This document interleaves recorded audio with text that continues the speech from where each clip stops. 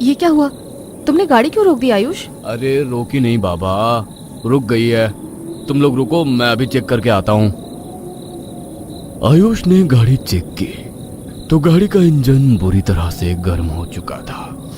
Oh no shit, क्या हुआ? कुछ मिला? क्या हुआ है गाड़ी में? इंजन गर्म हो गया है, किसी मैकेनिक को ढूंढना पड़ेगा। लेकिन मुझे नहीं लगता कि इतनी रात को इस जंगली सुनसान रास्ते पर कोई मैकेनिक हमें मिलेगा।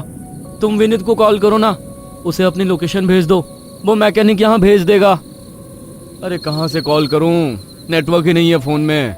नेटवर्क तो हम में से किसी के भी फोन में नहीं आ रहा यार, अब हम क्या करेंगे? लगता है आज रात गाड़ी में ही सोकर बितानी पड़ेगी। आयुष गाड़ी के अंदर जाकर बैठ गया।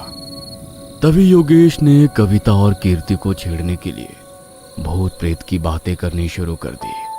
तभी गाड़ी में लगी एलईडी स्क्रीन अचानक से खुद ब खुद जल पड़ी। ये किसने किया? देखो, फालतू में डराना बंद करो हम दोनों को। इससे पहले कि उन पांचों में से कोई भी कुछ बोल पाता, अचानक से गाड़ी के अंदर एक तेज आवाज गूंजी और उसी के साथ एलईडी स्क्रीन पर खून से सने अक्षरों में लिखा दिखाई दिया, वेलकम। यह देखकर वो लोग बुरी तरह डर गए और सीधे गाड़ी से निकलकर बाहर की तरफ भाग गए। ओह माय गॉड, ये सब क्या हुआ हमारे साथ? हम मना कर रहे थे ना तुम्हें भूत प्रेत की बातें करने से, लेकिन तुम लोग तो बस।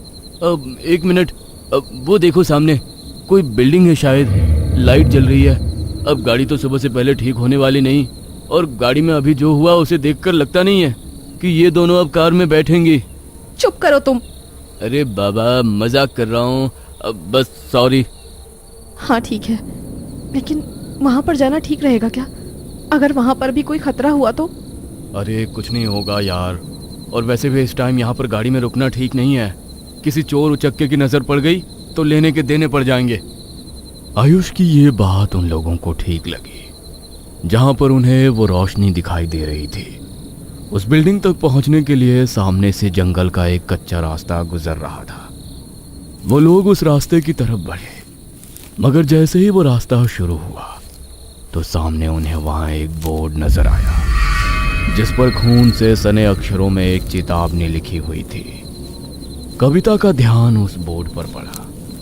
अरे ये कैसा बोर्ड है?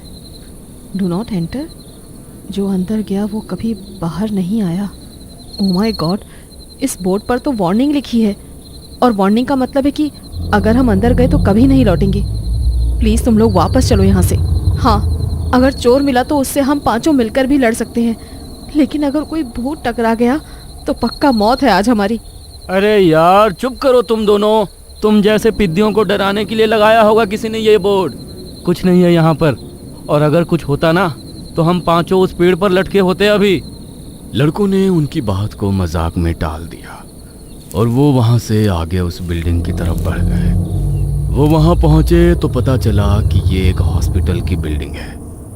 वो लोग उस बिल्डिंग के अंदर चले गए, मगर हॉस्पिटल एकदम सुनसान था।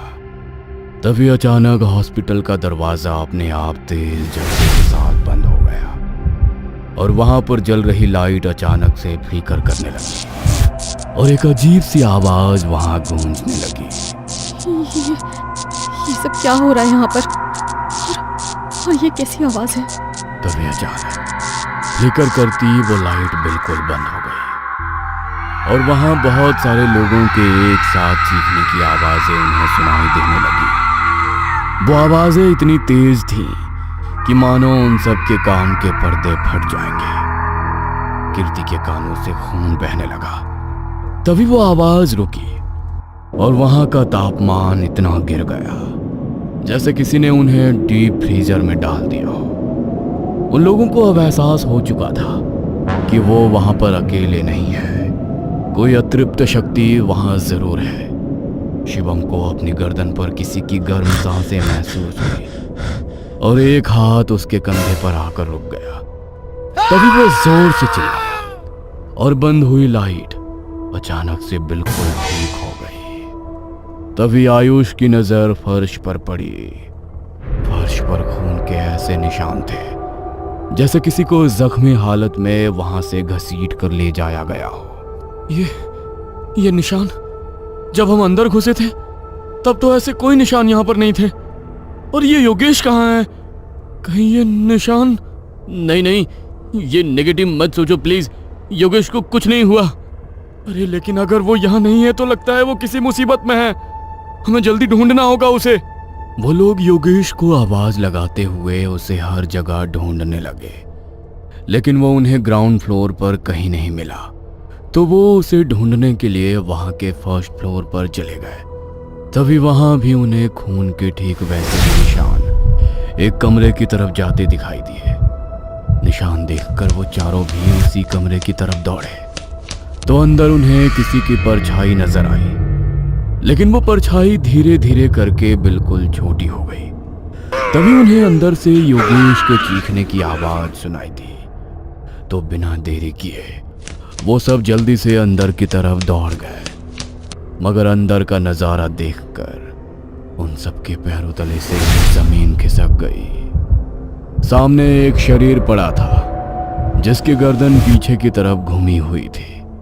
गर्दन और कपड़े बुरी तरह से खून से लथपथ थे, मगर कपड़े देखकर लग रहा था कि ये योगेश की ही बॉडी है। हिम्मत करते हुए वो चारों आगे बढ़े और जैसे ही उन्होंने नीचे झुककर देखा तो वो कोई और नहीं बल्कि योगेश की ही डेड बॉडी थी। उसके चेहरे का मांस फटकर बाहर आ चुका था और आंखों के अंदर पुतलियों के बजाय बस काले गड्ढे बचे थे। उसे देखकर वो चारों सन्न रह गए। नहीं, ये सच नहीं हो सकता। इतने भयानक तरीके से किसने मारा योगेश को? कोई है यहाँ पर और हमें भी नहीं छोड़ेगा। हमें यहाँ पर आना ही नहीं चाहिए था। उस बोर्ड पर वो चेतावनी बिल्कुल सच लिखी थी। मैंने और कीर्ति ने मना किया था तुम लोगों को यहाँ पर आने से। देखो अब क्या हो गया। हम जानते हैं कि किसी ने हमारे दोस्त को मार दिया है, लेकिन तुम ये सब बोलकर हमें गिल्ट में मत डालो। फिलहाल यहाँ से निकलने के बारे में सोचो। नीचे चलो जल्दी। वो चारों जल्दी से नीचे जाने के लिए स्टेयर्स की तरफ भागे, मगर तभी सीढ़ियों की दिशा बदल गई और नीचे जाने की बजाय सीढ़ियां ऊपर की तरफ मुड़ गई। What the hell?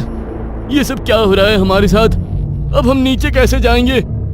तभी वहां पर किसी की भयानक हंसी की आवाज गूंजी और उन्हें कविता की जोरदार चीख सुनाई दी। उन्होंने जल्दी से पीछे मुड़कर देखा, मगर कविता उन्हें कहीं भी दिखाई नहीं दी। हे भगवान, अब ये कविता कहाँ पर चली गई? इससे पहले कि उसके साथ कुछ गलत हो, हमें ढूंढना होगा उसे। वो तीनों कविता को ढूंढने के लिए इधर उधर दौड़े, मगर वो उन्हें कहीं भी दिखाई नहीं दी। तभी ऑपरेशन थिएटर में उन्हें कुछ खटपट की आवाज सुनाई दी। आवाज सुनते ही वो ओटी की तरफ दौड़े। उन्होंने अंदर की तरफ झांक कर देखा तो इंस्ट्रूमेंट खुद ब खुद हवा में चल रहे थे। रूम में किसी का ऑपरेशन चल रहा था, लेकिन वहां कोई डॉक्टर मौजूद नहीं था। उन्हें लगा कि शायद कविता वहीं पर है, इसलिए वो जल्दी से ओटी के अंदर गए। मगर सामने का दृश्य देखकर उनकी आत्मा सिहर उठी। सामने ऑपरेशन बेड पर कविता का शव था, जिसका उन औजारों के जरिए ऑपरेशन चल रहा था। उसकी आंखें बाहर को निकलकर आ चुकी थीं और शरीर की हड्डियां बुरी तरह मुड़ी हुई थीं। शरीर पर जगह जगह सर्जिकल ब्लेड से चीरने के निशान थे। उसकी हालत देखकर कीर्ति खुद को संभाल नहीं पा रही थी और उसकी आंखों से झरझर कर आंसू बहे जा रहे थे। कविता को भी मार डाला उसने। वो हमें भी नहीं छोड़ेगा, नहीं छोड़ेगा वो हमें। अचानक कविता का ऑपरेशन कर रहे वो इंस्ट्रूमेंट रुके और उन तीनों की तरफ मुड़े, मगर इससे पहले वो उन तक पहुंच पाते, वो तीनों जल्दी से वहां से बाहर की तरफ भागे और उन्होंने दरवाजे को बाहर से बंद कर दिया। न तो अब हमारे पास नीचे जाने का रास्ता है और ना यहाँ से बाहर निकलने का। कुछ करो प्लीज, मुझे बहुत डर लग रहा है। खिड़की, शायद यहाँ पर कोई खिड़की हो और उसके जरिए हमें नीचे उतरने का रास्ता मिल जाए। ढूंढो खिड़की, ढूंढो गाइस। वो चारों मिलकर खिड़की ढूंढने लगे और सामने की तरफ उन्हें एक खिड़की दिखाई दी। वो खिड़की की तरफ जल्दी से गए, मगर जैसे ही उन्होंने खिड़की को खोला तो चमगादड़ों का एक झुंड उनकी तरफ उड़ता हुआ आया और हॉस्पिटल के अंदर घुस गया। चमगादड़ उन तीनों के सर पर चिपक गए और डर के मारे वो तीनों बुरी तरह चीखने लगे। ये सब क्या हो रहा है यहाँ? इससे पीछा कैसे छुड़ाएंगे हम? रोशनी, ये रोशनी से डरते हैं। अपने फोन की फ्लैशलाइट ऑन करनी होगी हमें। चमगादड़ बुरी तरह उनके सिर से चिपके हुए थे और ढेर सारे चमगादड़ उनके सर पर मंडरा रहे थे। उन तीनों ने बड़ी हिम्मत करते हुए अपनी अपनी पॉकेट से अपना फोन निकालकर फ्लैशलाइट ऑन कर दिया। तभी वो चमगादड़ डरकर उनसे दूर हट गए। उन्होंने टॉर्च की रोशनी उन सब की तरफ मारी तो एक अजीब सी आवाज करते हुए वो खिड़की से बाहर की तरफ भाग गए और खिड़की भी खुद ब खुद बंद हो गई। थैंक गॉड बच गए हम इनसे, लेकिन अभी भी खतरा पूरी तरह टला नहीं है। छिपना होगा हमें यहाँ किसी सेफ जगह पर ताकि सुबह होने तक खुद को बचा सके। सुबह होने तक हमने अगर खुद को बचा लिया तो उम्मीद है हम यहाँ से सुरक्षित बाहर निकल जाएंगे। वो तीनों वहां छिपने के लिए कोई जगह ढूंढने लगे। तभी उन्हें कमरे के अंदर से ठक ठक की आवाज सुनाई दी, जैसे कमरे के अंदर से कोई जोर जोर से दरवाजे को ठोक रहा हो। उस कमरे के अंदर से कोई गेट को नॉक कर रहा है। शायद कोई उस कमरे के अंदर है। वो तीनों उस कमरे की तरफ गए, मगर जैसे ही वो कमरे का दरवाजा खोलने लगे तो कमरे पर बाहर से ताला लगा था। कमरे पर तो बाहर से ताला लगा है, तो अंदर से गेट कौन नॉक कर रहा है? इससे पहले कि वो तीनों कुछ समझ पाते, कमरे का दरवाजा नीचे से टूटने लगा और वहां से दो भयानक हाथों ने निकलकर कीर्ति के पैरों को पकड़ लिया। कीर्ति के पैरों से खून निकलने लगा। डर और दर्द के मारे वो जोर जोर से चिल्लाने लगी, बचाओ, प्लीज बचाओ मुझे, ये मुझे अंदर खींच कर ले जाएगा, प्लीज बचाओ। आयुष और शिवम दोनों कीर्ति को खींचने लगे, मगर उस वजह से कीर्ति के पैरों का मांस फटने लगा और वो बुरी तरह दर्द से बिलखने लगी। तभी आयुष का ध्यान वहां पास में पड़े एक लकड़ी के डंडे पर पड़ा। उसने जल्दी से वो डंडा उठाया और उन हाथों पर जोर जोर से मारने लगा। तभी कीर्ति के पैरों से उन हाथों की पकड़ ढीली पड़ गई। उन्होंने जल्दी से कीर्ति को उठाया और जल्दी से आओ ताओ देखे बिना वहां से फ्लोर के दूसरी तरफ भागे। उन्होंने देखा वहां सभी कमरों पर ताला लगा है, मगर एक कमरा का दरवाजा खुला है। वो जल्दी से उस कमरे के अंदर गए, मगर उन्होंने उस कमरे के अंदर जो देखा वो देखकर दहल उठा, क्योंकि उनकी आंखों के सामने उन पांचों की डेड बॉडी रखी थी और उनकी बॉडीज पर भी वही कपड़े थे जो उन लोगों ने पहने हुए थे। ये देखकर उन चारों की चीख निकल गई, मगर तभी वहां एक बहुत तेज रोशनी आई और उन्हें कुछ याद आने लगा। रात के गहरे सन्नाटे को चूमते हुए वो पांचों पहाड़ी रास्ते से गुजर रहे थे। तभी सामने उन्हें एक बोर्ड दिखाई दी। सामने का बोर्ड तो देखो आयुष, लिखा है do not enter, danger zone. इस तरफ से गाड़ी लेकर मत चलो, दूसरे रास्ते से ले लो। अरे जस्ट चिल, तुम्हें मेरी ड्राइविंग पर भरोसा नहीं है क्या? अरे पूरे ट्रिप पर पहाड़ी रास्तों पर मैंने ही गाड़ी चलाई है, कुछ नहीं होगा। आज तक ऐसा कोई रास्ता नहीं बना जहाँ से आयुष अपनी गाड़ी ना निकाल सके। आयुष रहने दे यार, क्यों खामखा जोखिम ले रहा है?